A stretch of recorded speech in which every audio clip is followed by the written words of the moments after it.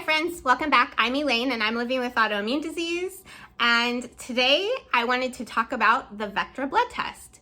My last video I discussed using the Vectra Blood Test and I got some questions about it. So I thought I'd go over a little bit about it and how it is useful in my rheumatoid arthritis journey. Now I should put a forewarning here to tell you that I am not a doctor, I am not a nurse, I have no medical training whatsoever, I am a patient. So all the information I'm giving you is as a patient who gets this blood test done and the things I have learned in my journey with it. So if you are a rheumatoid arthritis patient and you're curious about this blood test and you want to know more like factual stuff or how it would apply to your journey, I very much encourage you to speak to your rheumatologist about it and see what their take is on it and how it would fit into your journey if it's something that might be beneficial to you. Backtrack a little bit. I have overlap disease. So what that means is I have both rheumatoid arthritis and systemic sclerosis or scleroderma. So it gets kind of difficult when I get in a bad spot to figure out if the rheumatoid arthritis is acting up or the scleroderma is acting up.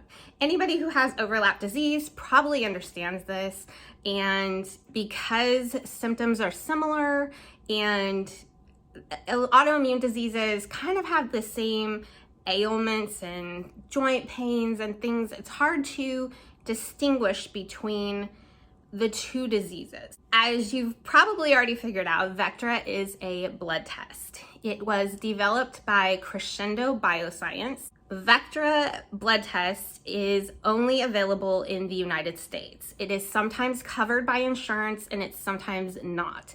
It is covered by my insurance. I have private health insurance through my employer, and it is like a PPO plan. So my insurance actually covers the Vectra blood test. Each insurance is different, so it's something you want to look into before you have the test done. And if your insurance does not cover it, Crescendo Bioscience has a financial aid program or like a help program. If any of you are on biologics, you might be familiar with like copay assist or how they give us a rebate card on our medications. It kind of works like that. So the blood test won't actually be the full amount that they would charge in insurance. It would be like a discounted rate for you since it's not covered.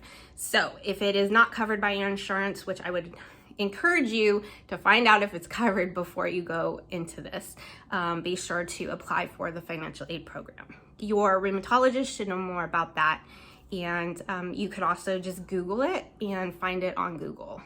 Crescendo Bioscience has contracted with LabCorp here in the United States, and the test is available at any LabCorp location. So you will have to go to a LabCorp to get it done. If you get your blood done at another place like Quest Diagnostics or maybe your doctor's office, it is a specialized test that you will have to go to LabCorp to get. My regular blood work is done at the teaching hospital that I'm a patient at, and this is not a test that they can do there. So I had to go to LabCorp just like everybody else does. Very easy blood test. It's not a whole lot of tubes of blood. I'm gonna go off memory here and say, I wanna say it was no more than 3 vials of blood, and it might just be one, but it is no more than 3. I can tell you that. It's not a whole lot of blood. Vectra is not a test that is used for diagnosing rheumatoid arthritis. So it's not a blood test that your physician is going to use to tell you if you're seropositive or seronegative. It's not that. So the blood tests for diagnosing seropositive rheumatoid arthritis would still be like anti-CCP and rheumatoid factor. But as we know, not all rheumatoid arthritis patients are seropositive. So some patients out there just don't turn the antibodies in their blood, and it doesn't diminish their disease activity at all. They obviously still have rheumatoid arthritis.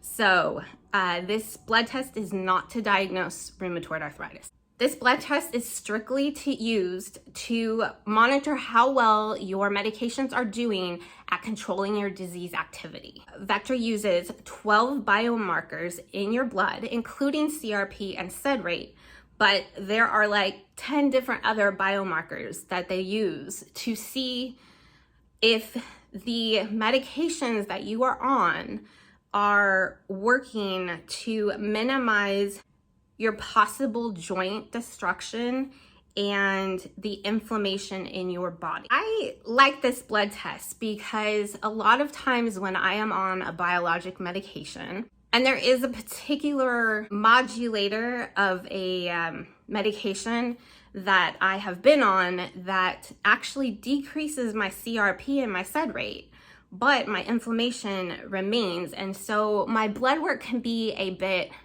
skewed, I guess.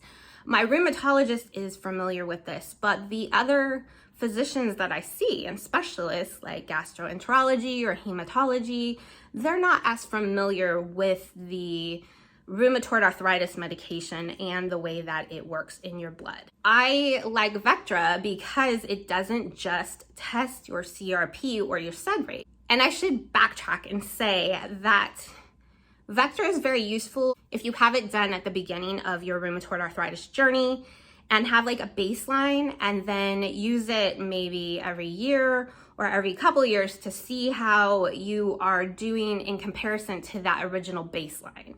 For me, I don't have a baseline. This test came out well into my rheumatoid arthritis journey. I was given this test when I had already been on biologics for a while, so I don't particularly have a baseline, but I do have like a starting point of when I had it the first time, and I was kind of like my medications weren't working, so there was a level that we can compare to. There are 3 levels of what they will give you. It is a number that they will give you on a scale of 0 to 100. Take that back. It might be 1 to 100. But I'm going to insert the chart here so you can look at it. The test between 1 and 29 is low disease activity. That means probably to me as a patient, your medication is working and your disease level is being suppressed to a low disease level. For me personally, I would strive to be in that low disease activity level. I'm not there. So the next level would be 30 to 44 or 43. You can see the chart. So I'm going off memory right now. And that is a moderate disease activity. And to me, that means, and this is all interpretation in my opinion, but that maybe your medications are working, but not working to the best of their abilities. And maybe personally, I am currently in that level. I'm on a high moderate level. And it kind of said that my chances for like joint destruction are, my percentage is a little bit lower. So I would think that your medications might, in my opinion, because mine is there and I saw my report, it indicated to me that my joint destruction isn't a high risk factor at this moment. And then there's 44 or 45 to 100, and that is high disease activity. So to me, that indicates your medication's not working at all. And when I first took this blood test, my disease marker was in that high level. So I did a little bit of reading, and it seems to me that they say a decrease in 8 points would indicate that your medication is working well from your baseline. So now, also this blood test is not foolproof, and it's not set in stone, if you understand. Our disease activity is monitored by our physicians on a lot of different levels, and they can see our joints, they can feel our joints. Hopefully you have a good rheumatologist who is listening to you and your concerns.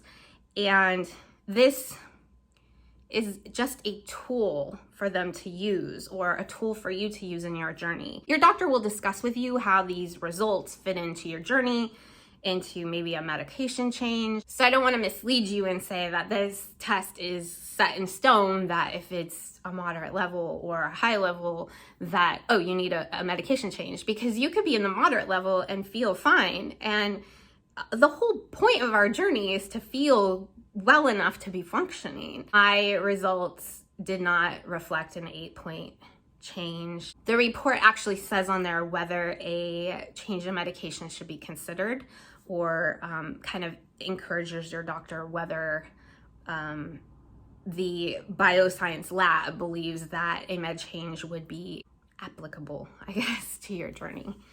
So mine didn't show much of a change, and I've had symmetrical joint pain recently, and to me that indicates that perhaps my RA is not being controlled well enough. We decided that a medication change would be the most beneficial action at this point, and I agree, and my doctor agrees, and we're all on the same page. So hopefully this clears up what Vectra is, and if you have any specific questions that I might be able to answer as a patient, leave me a comment down below. I'll answer them to the best of my abilities, but I do encourage you to speak to your rheumatologist. This is a rheumatoid arthritis test. This is a rheumatologist thing. So I would encourage you to speak to your rheumatologist about this test if you're interested. I should forewarn you that not all rheumatologists are on the same page about this test. I personally listened to a podcast by a rheumatologist, and he's not a big fan of Vectra. He thinks that a rheumatologist should be able to see these things on their own. And to me, I feel a sense of validation. I knew that I was not in a good spot. My inflammation markers in my blood weren't specifically telling the right story to everybody. My rheumatologist believes me. I didn't have to convince him, but I needed some kind of validation. I wanted to see something on paper that told me that I was right about the way I feel. And I feel like this blood test is, if anything, just validation to me as a patient. So take it for what it's worth. I am going to leave you the link down below to the LabCorp explanation of Vectra, and I'll leave you any other links that I can find that are particularly helpful to what the test is, or maybe something I didn't cover. If you like this video, please give it a thumbs up. If you like this kind of educational thing, let me know. Leave me a comment down below. If you have anything other than Vectra you want to talk about and you just want to comment, leave me a comment down below. I love talking to you all. So, and if you haven't yet subscribed and you would like to come along on my adventure, it is sometimes fun, it is sometimes medical. I would love to have you. The more friends, the more better. So please feel free to subscribe. Thank you for watching. Thank you for being here. I appreciate each one of you. And until my next adventure, go have yours. And Vectra is not to be confused with Vecna. Any Stranger Things fans? Although I will say that rheumatoid arthritis really does feel like Vecna, doesn't it?